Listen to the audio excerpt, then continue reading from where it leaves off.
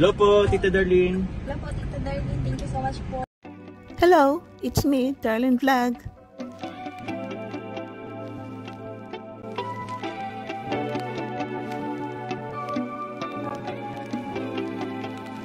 Good morning mga kalingap, good afternoon, good afternoon mga kachungkar. It's me, Darlene Vlog. So, parang may nakakadurog naman ang puso na itong reaction na natin ng isang matanda na lola, mag-isa sa bahay. Nasabi nga ni Kalinga Prab na naalala niya si Lola Damiana. So, magkaiba sila kay Lola Damiana kasi si Lola Damiana is napaka-jolly. Napaka-jolly niya. So, ito kakaiba rin ang, niya, ang talento niya. Pero mukha siyang mabait. So, bago yan muna mga kalingap, mga kachungkal, shoutout mo natin si Kuya Val Santos Matubal, si Atina Vlogs, si Kalinga Prab, ang presidenta niya Kalipan, Birador, si Kuya Nolly, Ureda TV, mga kachungkal, huwag niyo kalimutan din. Si Jomar at si Carla. Subscribe po sila, panoorin ang kanilang mga vlog. At siyempre, huwag niyo kalimutan si Jolly Vlog. Thank you po.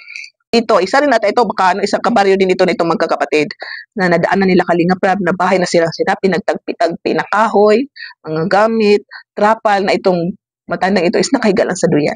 Linapitan nila ni Kalinga Prab, nagulat sila dahil yun ang anong klaseng bahay pa ng pinagtagpi-tagpi lang na mga kung ano-anong gamit para lang may matulugan na nakahiga lang siya sa duyan. So tingnan po natin mga kachungkar. May nakita po tayo dito na talagang karapat dapat pong tulungan, matanda. Lola. Tulog. Ay, upo-upo niya. Upuan lang ba yan?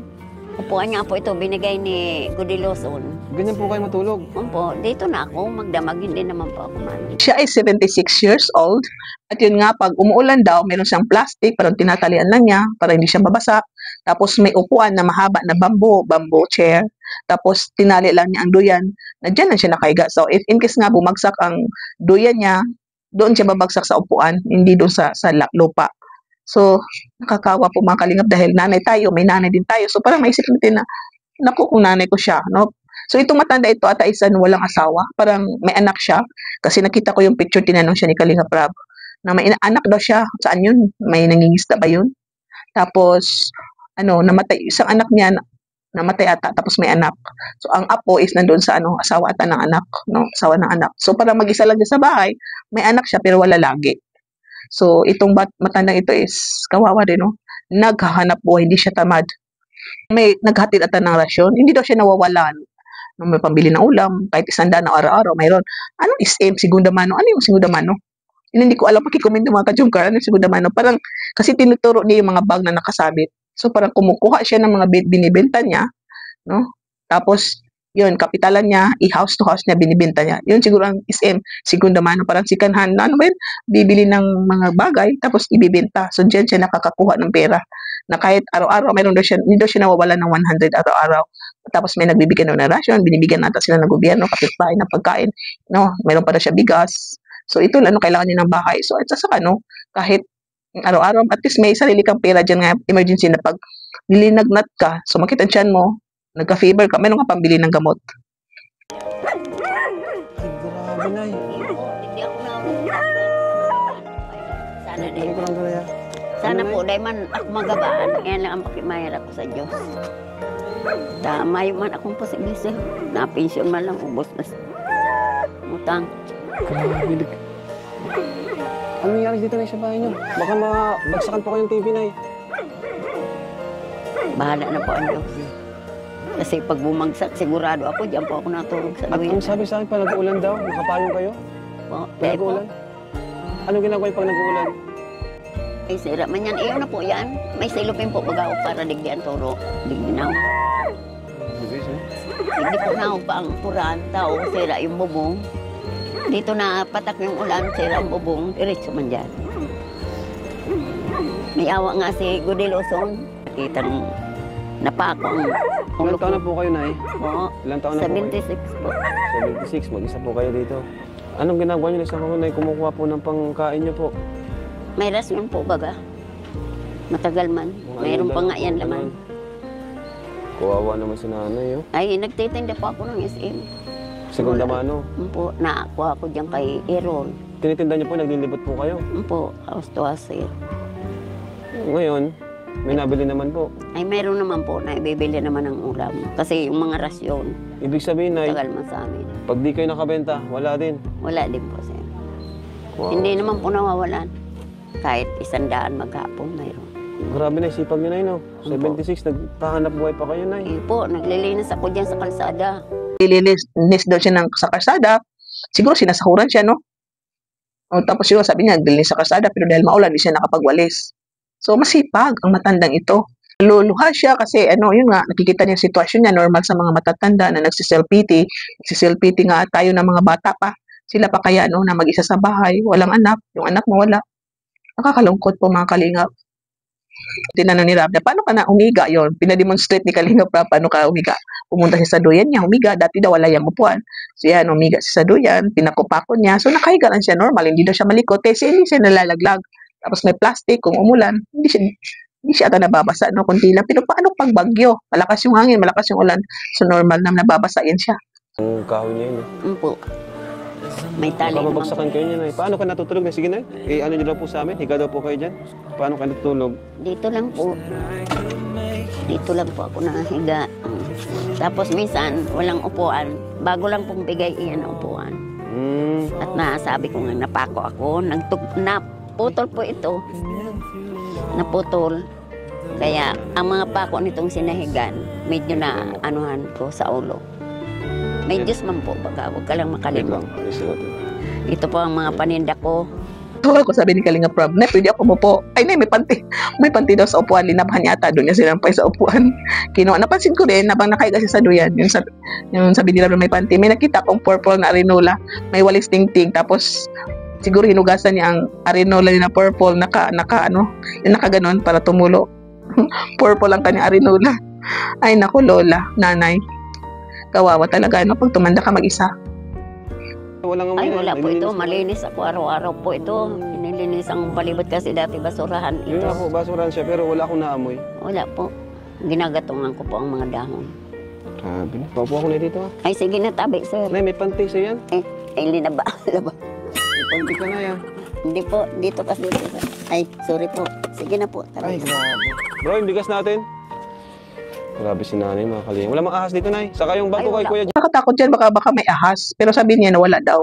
At sabi nga ni Rab dyan na malinis daw, hindi mabaho, hindi mapanghi. So itong matanda, ito is na to. Kahit may magulo ang mga gamit kasi alam natin na bahay niya nasira na bahay. So ganyan ang niya, sitwasyon. So siguro malinis siya, kasi diyan nagwawali siya, kung anong ginagawa niya. Masipag siya, ayun yung nakaupo lang, galaw ng galaw. So naglilinis ata siya, kaya hindi mabaho ang kanyang tirahan. May dumadaan ngayon, nagbibigay na yun, lalagyan ng plate tray, yung December na, binigyan niya siya ng biskwit, no? So, tuwang-tuwa siya nang bigyan siya ni Kalingap Rab ng bigas. At ito, bibigyan siya ng pera. Panoorin niya anong reaction niya sa pera. Nang bigyan ni Kalingap Rab ng 4,000, sabi niya, bigyan ng pera. Sabi niya, malaki na po ito. Huwag na po, parang tinatanggan niya laki ito. Sa pinipilit ni Kalingap Rab. Sabi niya, gawin niya punan. At may pabilan sa kanya, magkano yan, binilang niya, 4,000 daw. Dinagdagan ni Kalingap Rab para maging 5,000. Sabi niya, wag na po, parang tumatanggi pa rin siya. Pero dahil alam natin si Kalingap Rab na pag binigay, galing sa puso, pipilitin ka niya para sa kabutihan mo. So yun, natatanggap niya. Thank you po, gawin ko pong punan. Napaka-grateful ng lola na ito. Tuwa siya nung makilala niya na ito si Kalingap Rab kasi naririnig daw niya, nakita niya ata dyan, na nag-vlog. So, hindi natin alam, ito matanda, ito nangangarap na sana itong Kalingap ay mabisitahan din ako kasi natuwa siya na, Kalingap, opo, narinig ko po kayo, nakita ko po kayo, parang gano'n. May kuryente. Pero po pag may kuryente, may mga... Wala po ba kayong anak? Isa lang anak nyo? Isa na lang po Asan ang yan. asawa Namatay niyo po, po. Nay? Namatay po ito. Ay, wala na po. Ito. Ito ang panganay ng anak ko. Namatay na po yan. Patay na yung anak yung isa. Po, kaya isa na Bakit lang. namatay po? Nakuryente din po. Electronic din po ito ay. Bata-bata, no? Namatay. Bata pa May po. anak siya, oh. Siya nga po. Asa yung apo nyo? Nandun po sa asawa niya. Ako lang po ang nagpupunta dyan sa Okay, campus. saya nyo, Nay. Ito, Nay, bibigyan ko po kayo para makakain na po kayo. Tutulungan ko po kayo, Nay. O, Nay. Eh, ang dami naman yata, sir. Marami po iyan. Okay lang po, sa inyo na po, Nay. Bibili lang kami ng ulam. Eh di, sa mga susunod po pong araw, yun na po. Ipupuhunan ko ito, sir. Para hindi na ako nag-aangkat. Hindi man yata ako magbabayad. Hindi po. Tulong po namin sa inyo yan, Nay. Kasi mga ito galing ito dyan, okay, so saan? Nagudilo. Pero yung natin po nun, baka malugi kayo, wala kayong mapagkain. Ay, hindi Silangin po. nyo, Nay, magkano yan? Wow, ano si Nanay? 4,000 po. 4,000 yan? Ang po. Dadagan ko pa, Nay. Ay, huwag na po. O, ito po baga. 1,000, 2,000, 5,000 na gawin ko. 3,000, 4,000. 5,000 na po. Ay, sir, pupuhunanin ko ito. Salamat sa Diyos. Tulungan po kayo ng Diyos. Anong pupuhunan niyo po sa Ibibili ko po ng mga bandol. May 2 sako ako dyan, sir. Bulok na naipit. Sa edad niyo pong yan, nagne-negosyo pa po kayo. Hindi naman po pwede nga saan ang anak ko. Sa inyo po yan ay yung bibigay kahit kanina. Ay, hindi po. Kahit anak ko po, hindi po. Sa inyo po yan ay. Pag namuna Sayang po, po, wala kami dalang grocery ay bigla yung pagpunta namin dito. binibenta po ng may-ari ang luting ito kung papabahayan. Oh, Kaawa siya kasi kahit matanda na daw siya ganyan, ngayon pa daw siya nakahawak ng 5,000 pesos. Kahit nung kabataan daw niya, hindi pa daw siya nakaranas na makahawak ng 5,000 pesos. Paano mo kayo kung makahawak siya ng 10, 15, 20, ano? Malaki na yung 5,000 sa kanila. Tuwang-tuwa ang, ito si Lola. Siya nung matanda na linuloko pa. Meron daw, nag-apply daw siya sa days of holiday. Tapos may mga binigay, siguro mga box, mga gift, o ano ba dyan, no? Na ano daw, pangalan. Tapos, dinala daw kung saan. Tapos, inangkin, ako yan, si Gloria. So, pangalawa na daw yun. So, yun, ang ginawa niya, nagsumbong ata, pinalo up na kinuha ang number, yung pinaradyo, pinaradyo, kawawa, no? Ganyan ang sitwasyon, mahirap na matanda, linuloko pa. Nakita na lang sitwasyon na walang pamilya, walang anak, walang asawa, walang kasama, tapos, naghihirap, nagsusumikap na mabuhay araw-araw, lulukuhin pa. Grabe talaga mga tao ngayon, no? Sakin. No, pag umuulan daw, yung silupin, pinapatulo lang kung saan banda, nakaupo lang siya.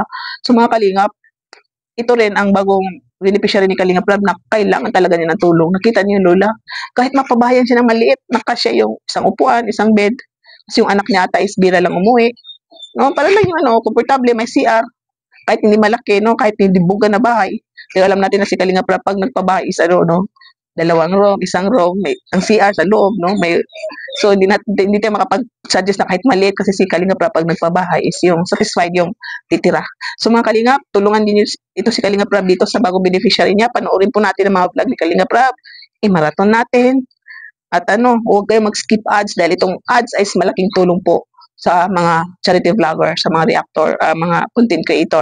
At kung sino man ang gustong tumulong kay Gloria na to, Lola Gloria, Nanay Gloria, i-contact po niyo si Kalingap Rab sa kanyang FB page na 4 million. At kung sino man ang gusto niyo i-contact para ma-reach out si Kalingap Rab, mayroon kayo iabot. So, bahala na po kayo. Basta huwag kayo pumunta sa mga fake page. So, shout out sa lahat na Kalingap partners. Sana nagustuhan niyo ito at reaction kahit hindi kompleto at mahaba. Panorin po niyo ang full vlog dito ni Nanay Gloria sa channel ni Kalingap Rab. Thank you po sa Karipa. Shout out sa Karipa, mga Kariak dyan. Sa lahat na mga community ng Kalingap. Shout out sa lahat na admin ng Jomcar fans for life, Solid Jomar supporters, marathoners. Kumusta kayo? Ingat kayo, Timbaliw. I love you all and see you in my next reaction video. Please paki-like ang ating video, mga Kalingap, mga Jomcar. Don't skip ads. I love you and keep smiling. God bless and see you in my next reaction video. Bye for now.